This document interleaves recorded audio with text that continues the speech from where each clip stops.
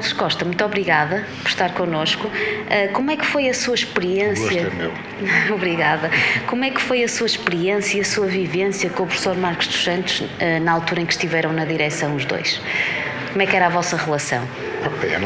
Nós somos amigos de longa data, portanto havia uma relação de amizade e naturalmente também uma boa relação do ponto de vista profissional. Em particular, o que estamos a falar era da direção da faculdade e, enfim, dava-nos bem, nunca tivemos problemas, estávamos sensivelmente de acordo com aquilo que se ia fazendo e que estava projetado fazer. Foi uma altura, por aquilo que eu tenho visto, de muitos desafios, não é? Havia muita coisa a acontecer naquela altura na FEUP, surgiram muitas coisas novas, havia já a questão de virem para cá, para a Esperela, não é? Já se falava. Como é que foi a vossa vivência, como é que foi a vossa experiência nessa altura? Era uma FEUP muito diferente da que vemos hoje, não é? E já passaram 30 anos. Instalações. Exatamente. Sim, o mundo anda, não é? De preferência no bom sentido. Sim, as alterações fundamentais que ocorreram, para além da preparação do projeto e depois das obras, etc., não é? E das dificuldades de fazer um edifício destes de uma vez só, etc. Enfim, todas essas vicissitudes que não fui eu que tratei, quem tratou foi o meu colega falecido Raimundo Delgado, que era o homem das instalações, não era eu. Essencialmente, o que se tentou fazer, enfim, foi o professor Marcos Santos, que era o objetivo final é sempre ter um contributo importante para o desenvolvimento da FEUP. Mas uma das questões que se punha à época era uma questão infraestrutural de mudança do modelo organizacional da FEUP e, consequentemente, do modelo de gestão também, aproximando daquilo que se fazia em congêneres no estrangeiro, essencialmente dotando a faculdade de serviços centrais e deixando de os ter espalhados por todos os departamentos. Portanto, nos departamentos ficariam só o apoio ao ensino e à investigação, tudo o resto era centralizado e foi. E, portanto, essa foi a grande mudança, que era uma mudança cultural que não foi fácil à época, porque, naturalmente, quando se gerem poderes distribuídos e tentam-se concentrar, normalmente há sempre reações, etc. E, portanto, esse foi um passo importante, a centralização dos vários serviços, informática, biblioteca, etc., não é? Académicos, por aí fora, que estavam, de facto, todos espalhados, enfim, essencialmente por todos os departamentos. Claro que quem mandava localmente eram os departamentos, deixaram de mandar, passou a mandar a direção da faculdade. Portanto, isso causou, de facto, uma mudança cultural, e as mudanças culturais são coisas difíceis, que foi possível levar a cabo porque, pronto, o professor Marcos Santos é uma pessoa dialogante, etc., e, portanto, consegue manter os canais de comunicação abertos e, naturalmente, ir ouvindo o que acontece e tentando, enfim, reagir convenientemente àquilo que se ouve e, essencialmente, foi nos 4 anos em que eu estive na direção, a grande mudança foi essencialmente essa, a da criação dos serviços centrais e do empoderamento desses serviços, etc., que também causou, enfim, alguns atritos com o corpo docente, essencialmente. Na altura, depois disso, teve esses 4 anos com ele, mas depois foi para a direção de departamento, não é? Foi diretor de departamento. E na altura, depois, como diretor de departamento, o professor Marcos dos Santos continuou na direção. Como é que viram as transformações que ele foi? Como é que eu vi? Bem, eu tinha estado e estava de acordo com elas, não é? Com esse modelo de serviços centralizados, porque, enfim, achava que a faculdade tinha dimensão suficiente para isso. Se fosse mais pequena, eventualmente não poderia ser assim, teria que ser de outra maneira, se calhar partilhando serviços com outras unidades orgânicas, etc. Mas aqui a dimensão, do meu ponto de vista, justificava-se, portanto eu estive de acordo com essa mudança, que achei que profissionalizava os serviços essencialmente e, portanto, dotava-os de condições de eles efetivamente contribuírem decisivamente também eles para o desenvolvimento da FEUP.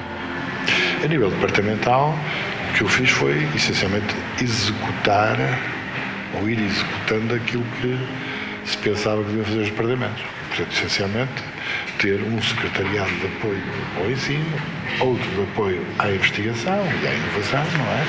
E os serviços técnicos de apoio aos laboratórios, essencialmente, e, portanto, nada de serviços académicos, de biblioteca, de serviços informáticos, quer dizer, isso foi tudo esvaziado, não é? Foi tudo centralizado, não é? Sim, e foi esvaziado, pronto. Portanto, essencialmente foi isso que foi feito. Enfim, que me recordo, claro que há muitas outras coisas, mas isto acho que foi o essencial, não é? Essencial, sim. Professor, na sua Claro, opinião... na parte que eu já não estava aqui, foi quando começaram as obras, não é? E as obras começaram, já não me recordo, para em 96 ou 95. Sim, foi por aí. E, portanto, começaram as obras e, portanto, houve depois essa tarefa enorme de levar a bom porto a construção desta coisa toda. Não é? Dizem uma tarefa hercúlea, não é? Na altura. Com todas as vicissitudes que acontecem, não é? Numa obra deste tamanho, com os problemas com os empreiteiros, com a execução das verbas dos PIDACs, etc. Enfim, aquelas coisas todas que causam atritos, tipicamente numa coisa deste tamanho. Isso, de facto, eu já não estive nessa, não é? Tirando a nível departamental. Certo. Cuidando para que não se fizessem muitas asneiras, porque os arquitetos às vezes também não conhecem bem, É verdade. não conhecem bem as coisas, não é? Ou têm opiniões diferentes. E portanto, essencialmente, eu já estive no microclimato do departamento. O professor Marcos Santos e o Raimundo Delgado, que foram as pessoas que arcaram aqui com o barco grande. Já estive fora disso. E não deve ter sido fácil para os arquitetos na altura, com tantos engenheiros também. Há sempre aquele atrito entre engenheiros e arquitetos. Não há tricas entre engenheiros e arquitetos. Talvez haja mais entre arquitetos e engenheiros. Já agora. Não. Mas eu acho que, apesar de tudo, foi possível manter um diálogo construtivo com a equipa de arquitetura, que eram dois irmãos, irmãos Ramalho, com perfis muito diferentes, enfim. Um mais acessível, outro menos, enfim. Mas foi possível ir gerindo a coisa, mesmo depois do pós-entrega, ainda ficaram muitas coisas que foi preciso remendar, acabar, por aí fora, não é? Mas chegaram a um bom porto e hoje temos este edifício belíssimo aqui, que realmente faz jus àquilo que vocês precisavam na altura, que já estavam num edifício muito exíguo, não é? Vieram finalmente para um sítio que tinha espaço, foi possível que tinha ultrapassar condições. uma primeira decisão que houve do científico, nos anos 80, que era fazer uma torre no Almeida Garrett. Depois, felizmente, foi possível reverter essa decisão e dizer, bom, aqui não conseguimos remendar isto, e não. Para a dimensão que a faculdade iria ter, não é? E para as necessidades em termos de espaço físico e qualificação do espaço físico, e felizmente depois houve uma decisão a dizer, sim senhora, vamos para a Esprela, mas depois foi preciso convencer a reitoria dessa prioridade, por causa das distribuições dos dinheiros que vinham lá do Ministério. E depois convencer o Ministério a deixar fazer isto de uma vez. Foi na altura a maior obra à data, não é? Que o Ministério fez. Na sua opinião, professor, de que forma é que o professor Marcos dos Santos transformou a FEUP? O que é que a FEUP deve ao professor e à sua direção? Não é? Eu acho que duas coisas importantes. Uma delas, o início da modernização do modelo de gestão da faculdade, que é importante para o seu desenvolvimento, consolidando pelo menos a parte de serviços e os departamentos de certo modo também. O primeiro passo em diminuir as barreiras interdepartamentais, criando possibilidades de graduações transversais, que era uma coisa praticamente impossível, porque cada departamento tinha umas paredes altas, não é? Num silo e não comunicavam praticamente uns com os outros. E, portanto, essa barreira também foi quebrada, também era um problema organizacional, fundamentalmente, não é? Portanto, esse contributo é um contributo importante para a faculdade poder dar um salto grande. E depois, a outra parte, componente importante desse salto, de facto, foi conseguir que as instalações fossem construídas em tempo útil, não é? E elas próprias contribuíram também para uma mudança forte na cultura, nas ideias, etc. Que foi, de facto, transformador à luz da época, não é? Não havia, assim, tanta gente a ter estas ideias transformistas na universidade. Não podemos confundir nós com... Enfim, os modelos de gestão noutros lados do mundo, particularmente no mundo anglo-saxónico e não só, já tinham esquemas deste tipo, não é? Isso já existia. Mas o conhecer não quer dizer que seja fácil transportar para cá, porque há de facto uma cultura, não é? E a cultura cá era uma cultura muito de bottom-up, enfim. E este modelo é um modelo intermédio, não é um modelo top-down, não é? Como seria, por exemplo, uma universidade privada, tipicamente, mas é um modelo que tira colegialidade. E, portanto, isso é uma mudança cultural forte. Nem todos depois participam nas assembleias, etc. Não é?